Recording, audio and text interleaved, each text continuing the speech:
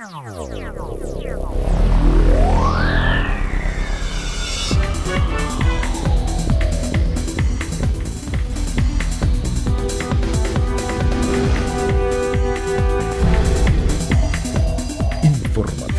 Mira TV está en ti. Amigas y amigos, sean todas y todos bienvenidos a la entrevista. Como siempre, un verdadero placer contar con su amable audiencia. Hoy nos complace presentarles a nuestro invitado. Se trata de Alfredo Ordóñez López. Él es coordinador de la Maestría de Economía Internacional de la Universidad Central de Venezuela.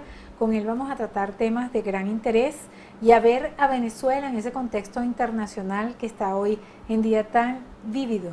Bienvenido, Alfredo. Muchísimas gracias. Gracias por estar aquí con nosotros. De verdad que súper agradecida por el esfuerzo pues de venir hasta los Altos Mirandinos a conversar de este tema que es tan interesante para todo el pueblo venezolano. Bueno, como tú también eres muy agudo con el tema del petróleo, vamos a hablar de la parte del dinero, que es algo que le importa muchísimo a las personas y que es tan necesario para el desarrollo de un país. Sabemos que Venezuela es un país monoproductor y hoy quizás más acentuado eso que nunca, lamentablemente.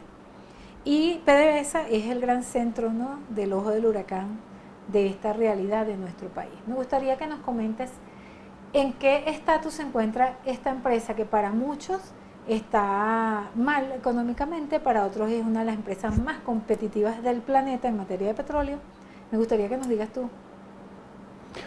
Bueno, nuevamente muchísimas gracias por la invitación. Siempre es agradable venir a compartir contigo un rato con tus televidentes. Vamos a hablar de algo. PDVSA, como una empresa petrolera, es una empresa por naturaleza competitiva. Es una empresa que maneja todo el negocio. Estamos hablando desde la extracción hasta la distribución, lo que lo hace una gran empresa, tanto que está dentro de las 15 mejores empresas petroleras del mundo. Recordemos que por ahí hay un dicho donde que el negocio que puede generar pérdida como el petróleo no existe, siempre va a dar ganancia. ¿Qué es lo que sucede con la empresa, con nuestra empresa? Que como es una empresa estatal, de un tiempo para acá, se ha acentuado más el financiamiento de los gastos del gobierno por la empresa petrolera. Es decir, estamos hablando que la empresa ha dejado de invertir en sus recursos, ha dejado de invertir en su capacidad productiva como empresa para enfocarse en otro aspecto que no es del negocio petrolero. Y eso lo vemos particularmente en el financiamiento del gasto público o inversión social, como lo llama el gobierno.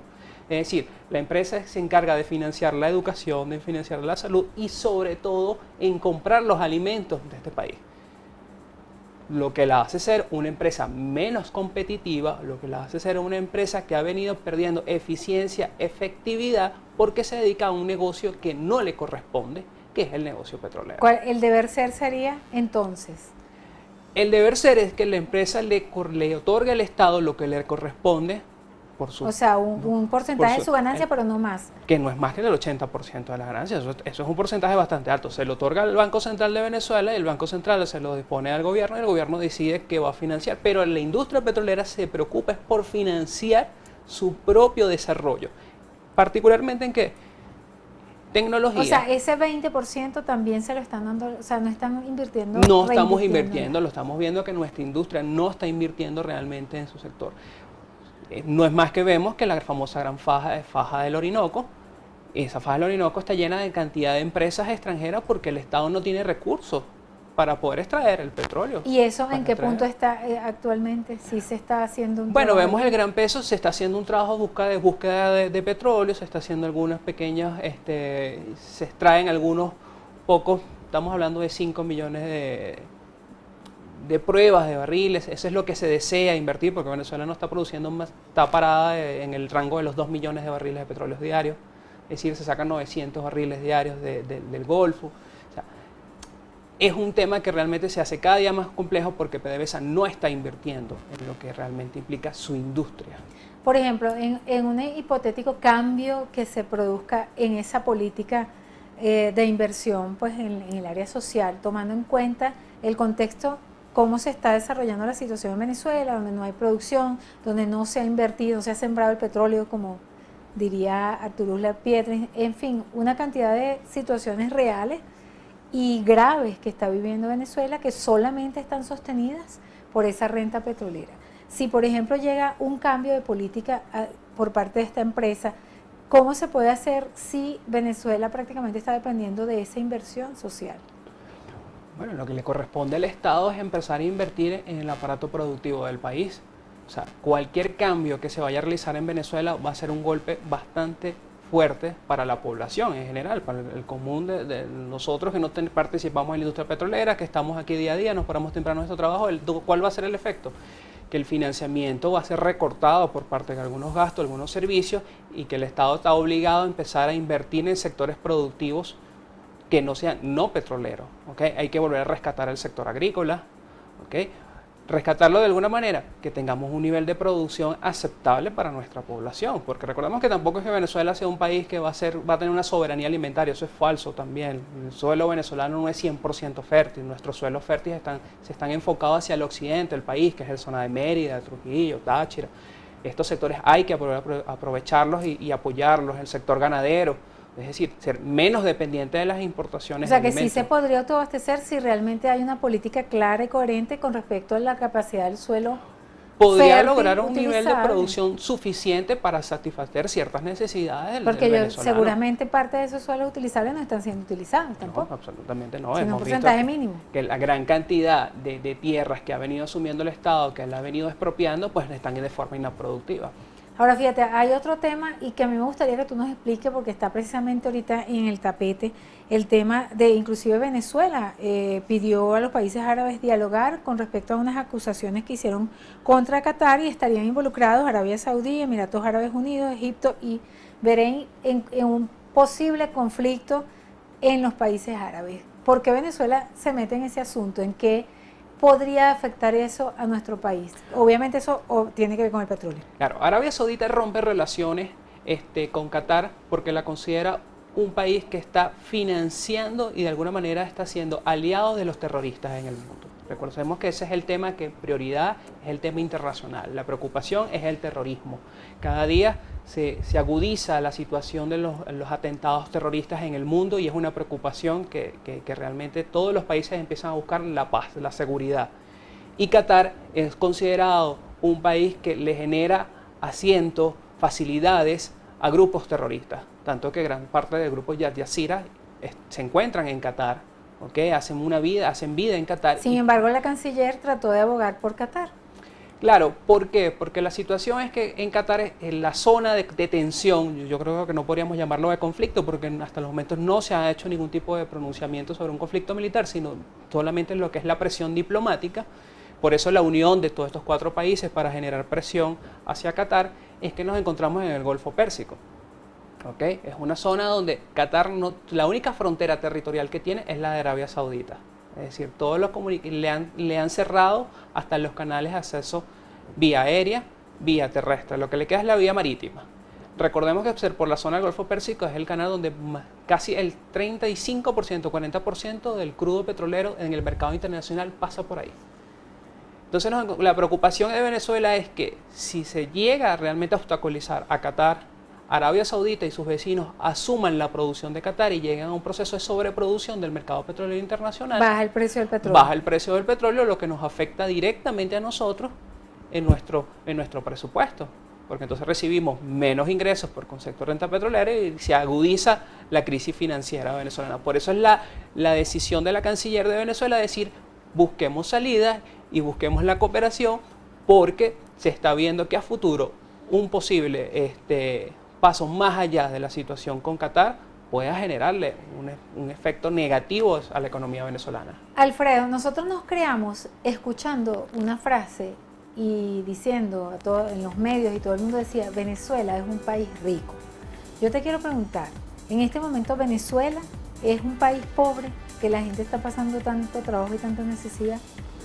Bueno, eso es complicado porque tenemos que ver cuál es el concepto de riqueza. A ver, es rico porque todavía tiene muchísimos recursos naturales que podamos no solamente disfrutar, sino aprovechar. Creo que somos pobres al no saber aprovechar esos recursos, ¿ok? Es como tal vez ver un millonario con mucho dinero y no sabe qué hacer con el dinero y el dinero se le va y a los pocos meses es pobre. algo le pasa a Venezuela parecido. Tenemos no solamente recursos naturales como petróleo, tenemos oro, tenemos eso, sino que tenemos una flora y una fauna. Venezuela es considerado uno de los países con mayor flora y fauna en la región. Vivir de una renta petrolera sigue siendo entonces quizás un mal para este país, para el desarrollo de su gente. Sigue siendo un mal, pero creo que es peor todavía cuando nos encontramos en que no sabemos ni siquiera administrar nuestros propios recursos.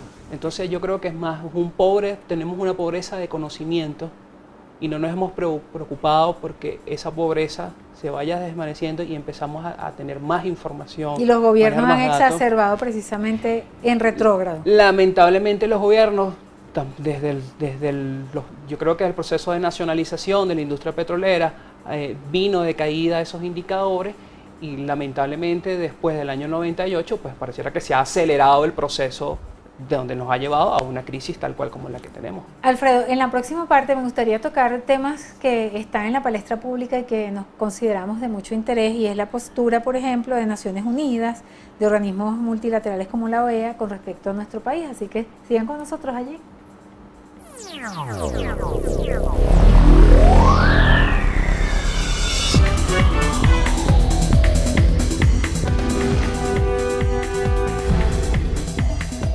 Informativo Mira TV está en ti. Continuamos en la entrevista, hoy conversando con nuestro invitado Alfredo Ordóñez López. Él es coordinador de la Maestría de Economía Internacional de la Universidad Central de Venezuela. Y bueno, quedamos para hablar acerca de, por ejemplo, un tema interesante, la postura de las Naciones Unidas al tocar un tema de seguridad relacionado con Venezuela. ¿Hasta qué punto llegó eso? Explícanos. ¿Para qué puede ser positivo una acción de esta en el caso de nuestro país? Bueno, primero vamos a destacar que el pronunciamiento de la Organización de Naciones Unidas por primera vez en la historia se trata de un tema de Venezuela en el Consejo de Seguridad. Eso se dio entre el 14 y el 16 de mayo. Por supuesto sorprendió porque si algo de lo que nos caracteriza a los venezolanos es un país de paz, de tranquilidad, somos un país petrolero, pero hablar de un tema de conflicto ya a nivel de violación de derechos humanos, donde la situación de crisis, la inestabilidad política era imposible, hablar del Consejo de Seguridad, pues se tuvo que presentar de uno de los 5 miembros, uno presentó la propuesta, debatir dentro del Consejo de Seguridad. Sin embargo, el Consejo de Seguridad declaró o consideró que la situación de Venezuela todavía es una situación que puede ser solucionada por los mismos venezolanos. No se necesitan los llamados cascos azules, intervencionismo militar, porque es la única fórmula a nivel internacional en que exista una intervención militar. Entonces, la población en general que nos está viendo puede quedarse tranquila en el sentido de que no va a haber ninguna intervención militar porque en los estados, las naciones, en esa se ponencia, consideró que no era necesario, que es un problema no. ciertamente inestable, preocupante, pero es un problema que lo podemos solventar todavía los venezolanos. No necesitamos de un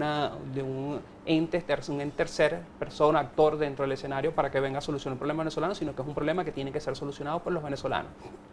Porque se enfrentaban dos temas que son de gran prioridad y que es muy realmente el tema del terrorismo, ¿okay?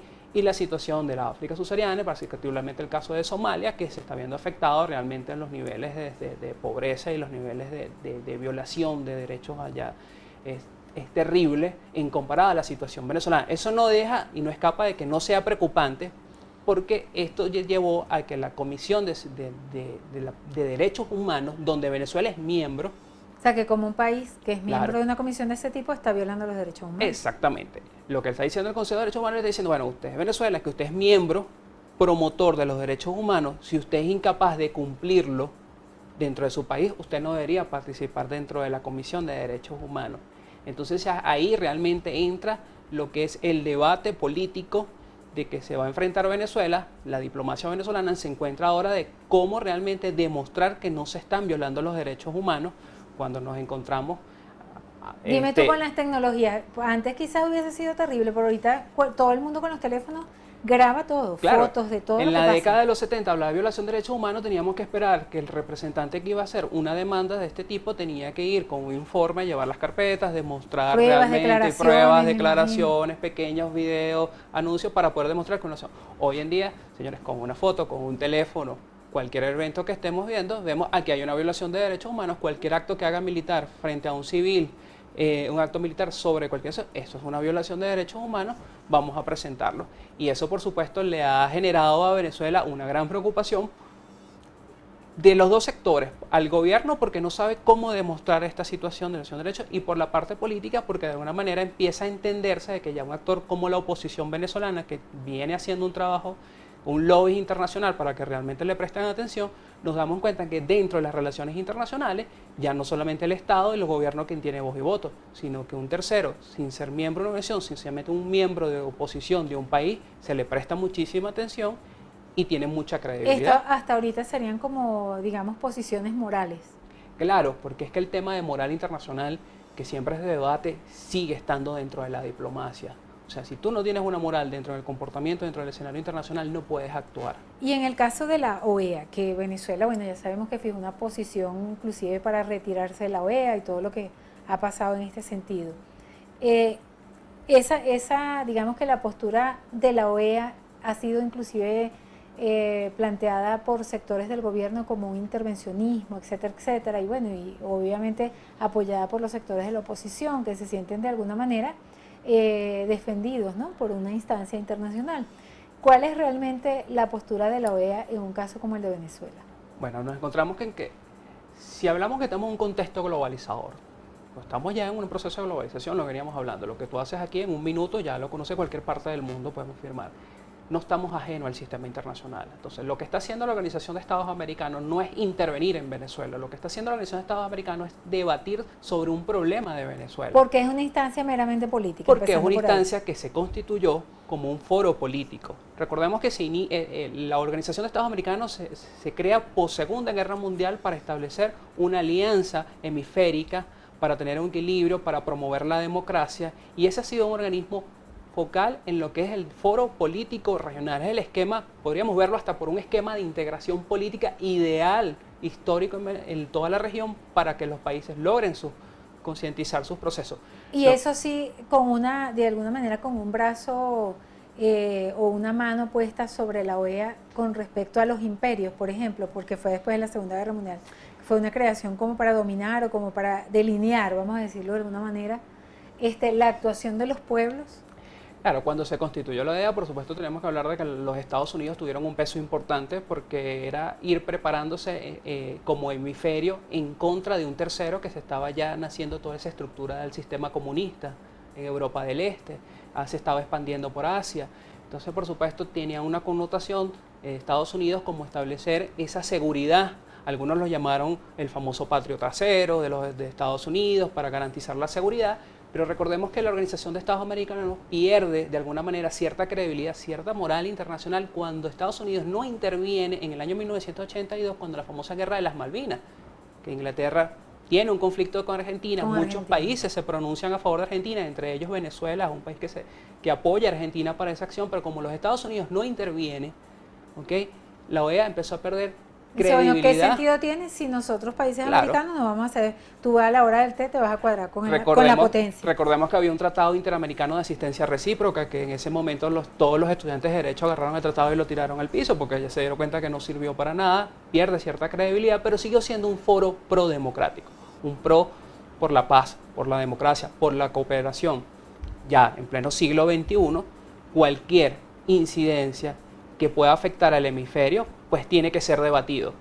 Tanto que podríamos encontrarnos que Venezuela toma la decisión de salirse de la Organización de Estados Americanos y dice, no, yo me voy, pero eso no incluye que la Organización de Estados Americanos, con Venezuela o sin Venezuela, no trate la realidad del país, porque la realidad del país está afectando sobre todo a sus principales vecinos. ¿Cómo? Pues tenemos el nivel de migratorio que realmente está afectando. Bueno, terrible, lo estamos viendo en Panamá, lo estamos viendo en Colombia, ya en Ecuador, en Chile, estamos viendo hacia el norte de Brasil. Europa. Inclusive Portugal hace poco se fijó una posición en cuanto a la posibilidad de repatriar a sus... Claro, entonces, por supuesto, las economías, sobre todo las latinoamericanas, por decirlo de una manera, no están preparadas para ese tipo de éxodos migratorios. Era todo lo contrario. Venezuela era la que siempre estaba preparada para recibir de Colombia. Y en muchos de esos países hay gente también pasando hambre, ¿no? Claro, entonces... Eso era lo normal, ver a Venezuela, un país que recibe inmigrantes, vayan a Venezuela va a conseguir empleo, pero no verlo de las otras. Segundo elemento es que ustedes miran, bueno, pero ¿cuál es el efecto que tengan los venezolanos eso? Pero es que resulta que se va más allá. En Panamá vimos conflictos políticos. Xenofobia. Se está generando xenofobia, y eso pierde el equilibrio de paz de cada una de las naciones. Dice, bueno, yo no puedo subsistir con esto. El mismo presidente de Panamá declaró de que un incidente más de esta envergadura pues retiraba a los venezolanos y los regresaba a Venezuela. Eso es lo que realmente está generando preocupación en la región y por supuesto la Organización de Estados Americanos tiene el deber de eso. ¿Cuál es la propuesta? Posiblemente se va a presentar nuevamente la propuesta de ver si Venezuela hay que aplicarle la carta. Ahora, eso de la aplicación de la Carta Interamericana también es un asunto interesante, porque muchas personas lo ven como una panacea, o sea, una manera de resolver problemas. Ahora, ¿qué tan vinculante, qué tan importante, qué tan real de manera pragmática es esa aplicación para resolver el conflicto que hay en Venezuela? Okay. La aplicabilidad de la carta, como tiene un concepto no intervencionista militar, no va a haber ninguna intervención militar de ningún gobierno, de ninguna fuerza militar, pero sí implica una toma de decisión, es de sacar a Venezuela del foro político. Es decir, Venezuela retiró salirse, tal vez la carta le diga, tú te vas antes que termines de Pero no es lo mismo que uno se vaya que lo corre. Claro, es lo mismo. Exacto, es tal cual como lo acabas de plantear. Eso sucede que cuando Venezuela deje de participar en el foro, y ojo, eso no implica que la Organización de Estados Unidos no le siga haciendo vigilancia, no le siga atendiendo la situación de Venezuela. Ustedes me podrán decir, bueno, pero eso no le genera nada ni al gobierno ni a la oposición. Va a generar un impacto muy negativo a Venezuela porque si lo vemos del lado gubernamental, el gobierno cuando vaya a solicitar créditos para poder financiar actividades de eso desarrollo, sí es un tema real. Pues resulta que la banca va a evaluar, oye, este no solamente no tiene una solvencia financiera, es que no tiene una solvencia moral y yo no lo puedo financiar. Entonces me van a decir, bueno, pero eso es buenísimo, amor, porque el gobierno no va a verse atrapado. No, es que el sector privado también se va a ver atrapado, porque si nos encontramos como unas grandes empresas venezolanas quieran pedirle crédito a la banca internacional para financiar sus líneas de producción, resulta que la banca internacional le va a decir, oye, esto es un país que el riesgo país es muy alto para yo poderte financiar. Entonces, yo prefiero no financiarte. Entonces se genera una especie de un bloqueo económico porque perdemos credibilidad entre el escenario internacional. Pero hasta ahorita con bloqueo y con aplicación de Carta Interamericana, etcétera, el problema dentro de Venezuela sigue. Claro. Así pase todo eso. Sigue y las perspectivas lamentablemente es que siga porque los actores políticos lamentablemente, o es mi apreciación personal, no han concientizado sobre la realidad país. Y la realidad país, señores, es que si aquí no buscamos una solución de la forma más cooperativa, el país va a seguir cayendo en una crisis y va a seguir hundiéndose. Hay unas personas que dicen, bueno, pero esto no tiene piso. Pues no va a tener piso mientras no se preparen y no nos formemos para resolver estos problemas. Las actividades de presión de calle, de alguna manera, generan una presión política, generan una visibilidad de una población que dice, no lo acepto, pero recordemos también que esa fórmula no tumba gobierno, ¿ok? Lo que realmente tumba el gobierno es ya empezar a concientizar y sobre todo el componente militar.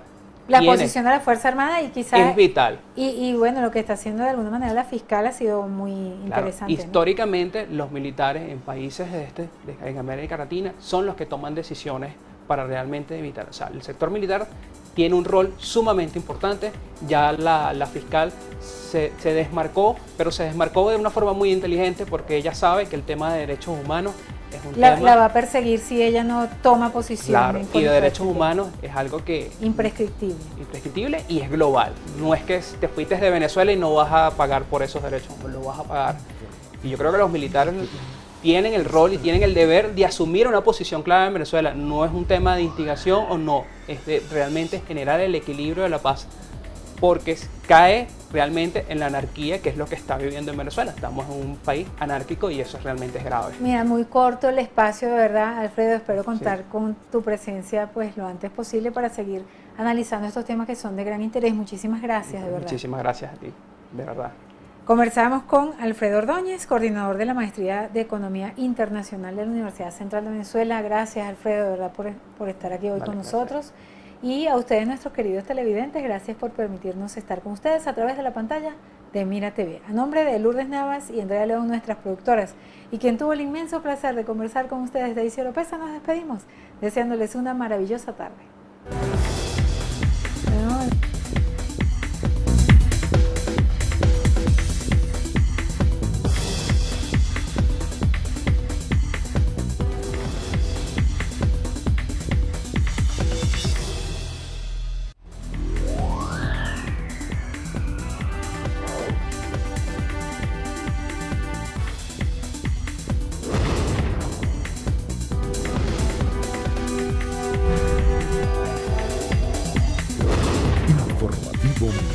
TV está en ti.